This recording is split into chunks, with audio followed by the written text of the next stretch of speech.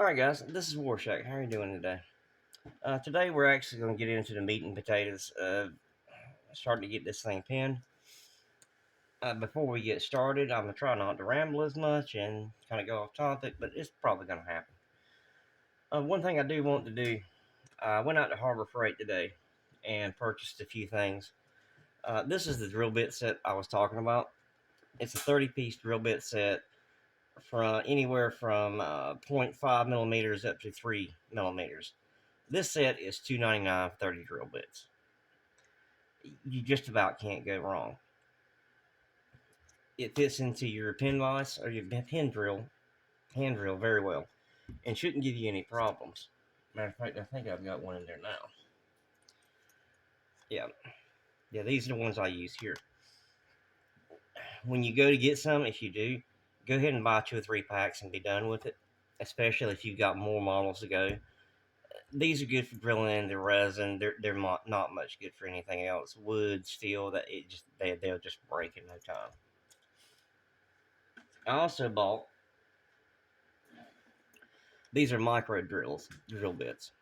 These go down to 0.01, and I think the largest is 1.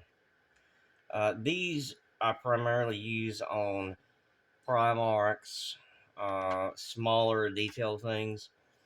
They're excellent on the pry marks because if you don't have any of the pry marks, a lot of them have little bits, scroll work, skulls, maybe a hand, something that you really need to pin in place. But sometimes your regular drill bits are just going to be too large.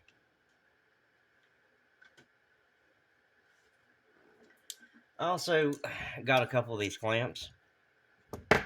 You don't have to have these clamps. You can use rubber bands if you want to. But this clamp gives you a little more control over the amount of pressure. If you're going to use rubber bands, keep in mind you don't want to put a whole bunch of rubber bands up there, because if you do, you risk deforming the model, especially on this one being it's a hollow model.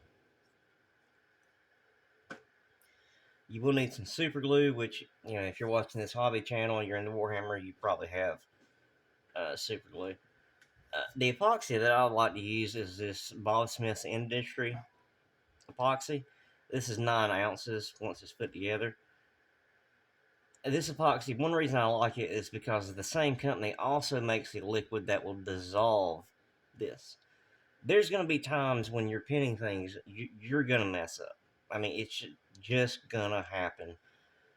You've cut a pin, your kid calls you, you grab the wrong pin, you epoxy, you put it in. Once you've done it, you figured it out. Oh man, I put the wrong pin in there. You'll have to rewash the model, but it can be undone. So this is my go-to when it comes down to Forge World models. Now, I know some people use JB Weld, Loctite. Those are very popular ones. When you're buying your resin, you're shopping for your epoxy, I'm sorry, you kind of need to keep in mind your model. Some parts you're going to want quick curing epoxy. Some of them you want slow curing epoxy. Now, with doing pins and epoxies and everything like that, this is not a fast process. This is not a process that you can slap the model together today and have it ready to play tomorrow. This is a slower process, but in taking your time and with patience, you'll ensure the longevity of your model. Excuse me. You're also going to need some paper towels. I use Scott's industrial paper towels. These are more from mechanics. They're thicker. They're very absorbent. So spilt resin, spilt paint, they'll pick it up with no problem. I use them a lot for 3D printing. They're excellent for cleaning up from a 3D printer. I'll get into that at some point in time. The pinning material that I've chosen to use for this one, electric fence wire. Now, unfortunately, my local Lowe's has stopped carrying electric fence wire. I have no idea why. but I'll have to find a new source. Now, there is some local hardware stores I should be able to run in and get some, so it's not that big of a deal. I've also got some finishing nails that I'll be using.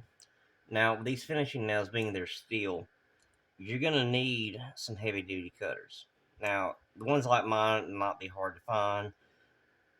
Your electrical clippers, like you would use for stripping wire and stuff, a good pair will work, but a cheap pair, this will break them. Your hobby cutters, which are actually called side dike cutters, they're not made for this. This will actually damage your cutter. As you can see, I broke mine off right there, and I think I was cutting resin with it that time. Thick pieces of resin, these are not much good on either. Another thing that I will be using for pinning on this particular model is copper. As soon as I remember where I set it at. But copper line from a 14-2 electrical line, I'll be using that. I want to try to keep the weight light on this particular model when it comes down to pinning, because of one of the previous concerns I had mentioned, and that was the connection point of the main body to the legs. I don't want to add any more weight than is absolutely necessary, because as I pointed out in the previous video, its connection point is, I mean, it's just absurd for this model. This is the part that goes into your center area. This one piece is the connection area to the legs of your model. That's all you've got. What I'll be doing with that is I'll actually be cutting that node off, and I will more than likely run a piece of steel in there. That connection point, that's just bad. Alrighty, guys, so let's start getting into this. And as we're going, I'm going to talk about a few other things too. Now that you've got into the world of Knights, Titans, Forge World, we're going to be starting out on this piece. If you look on your two halves, the one on the right hand side of me has more of a lip. It's more of a working area, someplace that will hold the other bits as you're pinning. This is more of a cover type area, but we'll still be drilling into this a little bit. Anytime you're getting ready to epoxy something else you want to keep in mind, this material is not porous. It's actually very smooth. Sometimes you will get models from Forge World that you will actually still be able to see the 3D print lines. This one, however, does not have those print lines. The print lines are actually good because it gives you a little more surface area for your pins to grab a hold of. But if you don't have it, that's fine too. Now, as we're getting started into this, I'm going to put some stuff together, and just kind of give you guys some things you might want to think about as you're putting together your model, when you're thinking about it. We're going to start off here by taking, now the instructions, taking these bits here. According to the instructions, how they want you to do this is to actually put the spine together first, and then put these in your spine, the provided holes, and then set it in here. We're not going to do it quite like that. And the reason why is because if you do it like this, you're going to want to run some pins into here to actually add a little more support to your spine. You're going to need that support because this spine is the only thing that is going to be holding on the top plates around the spine and the armor plates that run down the spine. Again, there's just very little support there. And well, yes, these will go in to your spine. But again, you've only got, time we put the head back on here, it'll connect in here. That's 1, 2, 3, 4. But mainly this point, and this point that's connecting your spine to your main body. And that's just, it's asking for trouble. So how we're going to do getting started with this, you can use a pencil or a pen or whatever you wish to use or have on hand. You can use a paint marker, whatever you may have. Now, it also has these two tiny, tiny, tiny little holders. I'll end up pinning these in, but that is something I would really only recommend for people who are very familiar with pinning. But these are more here for aesthetics. They will provide a little bit of support, but not enough you can really count them, if you get what I'm saying. Okay, guys, so we got our little parts in here right now, the spine holders. And what you want to do, you've already, on your instructions, I hope by now, kind of got yourself planned out a little bit about how you want to do your pinning, how you want to have your model positioned. But position right now we're not too terribly worried about. Right now we're more concerned about, let's get this thing together and stop him from talking anymore. But I'm still going to talk, fellas and ladies, and whoever else is listening. More likely I'll end up just talking to myself 90% of the time. But you've got your instructions. Now, something I want to point out to you when we start doing this pinning, you might be a little concerned because some areas are a little bit thin. One of the good things about this model, and bad things, is the detail right here. I really like this, and I'll end up painting all this. But each one of these has a thermal vent that goes over the top of it. Now, once you put that vent on and you have this model assembled with the spinal armor on and the pieces, the side armor coming down, the only way you will ever see the inside of this is if somebody is using some kind of a snake light and is in here actually examining that model. So if you have some breakthrough here with your drilling, that it's not a big deal. It will never be seen. And you're going to make mistakes. It happens. It happens to all of us. Like I said, 25 years of painting and modeling, and I still will make a mistake.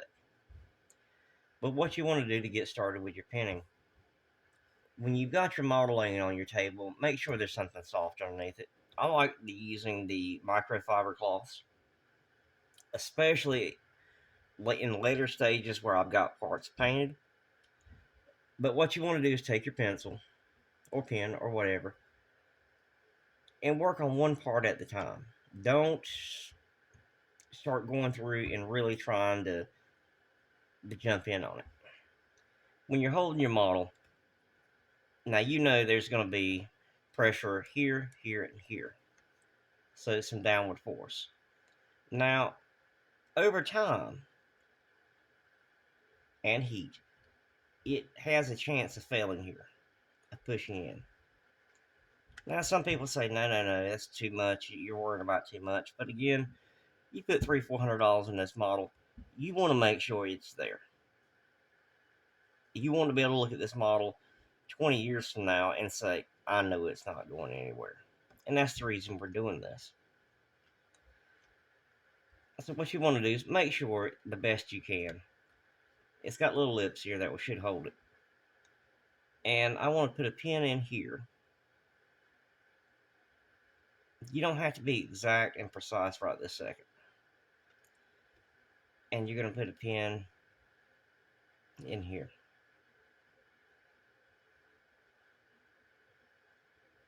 Now, if you chose to, and some people will, you actually could go in here,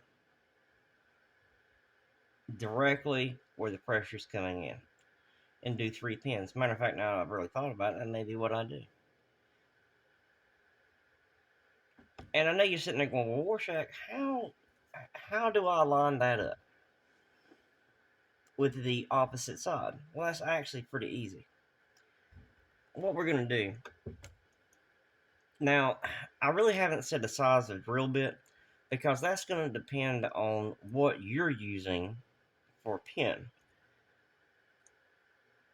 That range, it can go any range, and really on this build I don't have a strong recommendation besides not using steel. You want to use steel as little as you can in this model because of that one connection point in the back. You don't want a lot of weight on that connection point. You want it to be as lightweight as possible. Now, when you get ready to drill these, especially if you're new to this, all you need to do is take your pin drill, have your hand like this, slight pressure. You're not trying to push the drill bit through it. You're just trying to get it started. And a lot of times it'll stick. And then you just turn your drill bit. And you'll start seeing little flakes come off. Now, something that can happen as you're drilling this is there can be internal air bubbles. So if you're drilling into this and all of a sudden you feel the drill bit just slide through real quick, it's nothing really to worry about as long as you're not too deep. It could be nothing more than you've hit an internal air pocket, and it's no big deal. So you're going to keep drilling through, and I like holding it like this for a reason. As you're doing this, you want to try to keep it as even as possible.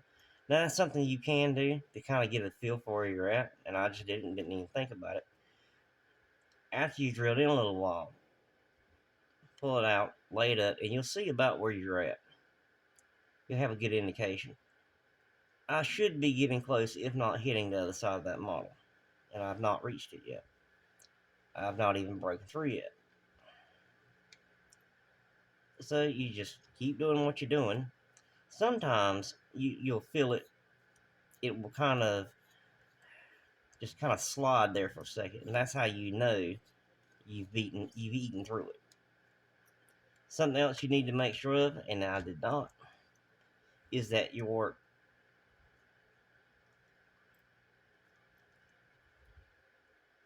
drill bit is in there tight.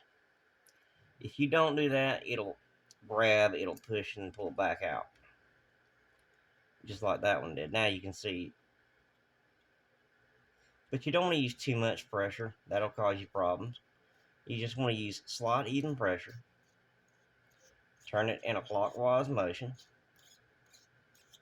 And if you hear that little squeaking sound, that's fine. That's nothing more than your drill bit doing its job. Now, I can tell right now that I've already hit the other side. One way I can tell is when you let go, if your part doesn't come loose, that means you're in the other side. Now is when you need to stop, back your drill bit, back out. And you can see that's where I've hit. Now, you can take this piece off right this second. And what you're going to want to do is just hold it in your hand. You don't want to go too deep here. Again, you're not trying to go all the way through the model. You're just trying to give it a point that it'll hold. That right there, my friends, is probably around I'd say about 0.5 millimeters deep in there. Somewhere around there, about 0.5. And that's more than enough to hold. You don't want to do too much because you don't want to damage the model. But if you want to go a little deeper, put your finger over the spot. Now, this is where you have to be careful. You can't drill too fast. And if you're using this method, do not use a power drill. I have drilled holes in my fingers doing this. But you just want to drill it softly. And when I say softly, you're taking less pressure. And as you're drilling, you'll start feeling. Now, right there, I just stopped. And the reason I stopped, if you look very, very closely, I don't even think you'll be able to see it. There's a little white spot right there. And what it is I have drilled all the way there, and the plastic is thin, or the resin is thin. Right there is where you want to stop. You are done with that particular hole. Now, if you get this, where there's fuzzies in and out of there, you just take it real bit. Don't push it back up in there. You just want to turn it in the hole, clean out that hole. That's all you want to do. It's just clean out that hole and blow it out. Now, what you've done there, you may want to take something. Now, I'm just going to take, that's not the pen I'm going to use. I just put that there as a placeholder to make sure that the part does not move. Now, what I'm going to do is pause it right here and then go ahead and finish drilling the holes and then come back so I don't eat up you guys' time.